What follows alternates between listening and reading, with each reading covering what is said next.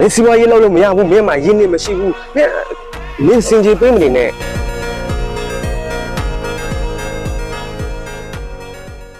မင်းအကြောင်းရချက်တော့မပေးနဲ့မင်းကသူများအလုပ်ကိုပဲလုပ်နေရတာသူများရဲ့အလုပ်သမားကိုပဲဝင်လုပ်နေရတယ်ဆိုတာမင်းစီးပွားရေးလုပ်လို့မရဘူးမင်းမှရင်းနေမရှိဘူး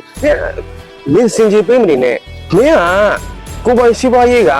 ကိုယ့်အရွယ်စားနဲ့ကိုယ့်နဲ့ကိုက်ညီတဲ့စီးပွားရေးကိုမင်းမလုပ်နိုင်တာမင်းအကြီးကြီးကိုတွားတွေးတယ်မင်းထက်မင်းမလုပ်နိုင်တဲ့အရာတွေကိုလိုက်ပြီးတော့တွေးနေတယ်ငါလုပ်မယ်ဆိုရင်ဒီကြီးကြီးကိုပဲငါလုပ်တယ်တစ်သေးလေးတွေကငါမလုပ်ဘူးစီးပွားရေးလုပ်တဲ့ဒီတိုင်းဟာတစ်သေးလေးကနေပဲစပြီးတော့မှကြီးလာတယ်အရင်နည်းနည်းလေးနဲ့ထောက်ရတဲ့အရာတွေကနေပဲစတယ်ရင်းနှီးအများကြီးထောက်ပြီးတော့မှလုပ်တဲ့လူတယောက်မှမရှိဘူးဘာဖြစ်လဲဘယ်သူမှမရှိတာ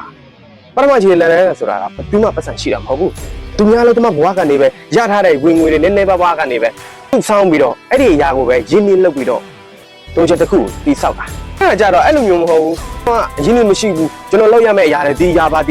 မင်းလုပ်ပြီလားတကယ်လို့ဒါမင်းရဲ့မိဘကမင်းကိုရင်းနှီးထုတ်ပေးလိုက်ပြီးမင်းလောက်လိုက်ပြီးကြာရှုံးတော့ရင်ရောမင်းဘယ်လိုလုပ်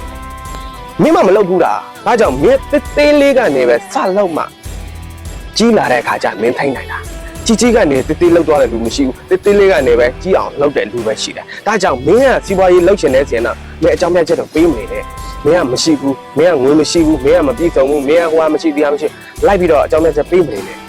လူတိုင်းမှာသေးလေးကနေပဲအလုပ်ကိုစလုပ်ကြတယ်ဒါကိုမင်းတက်တက်လုံးမှတ်ထားပါလို့ကျွန်တော်ပြောချင်ပါတယ်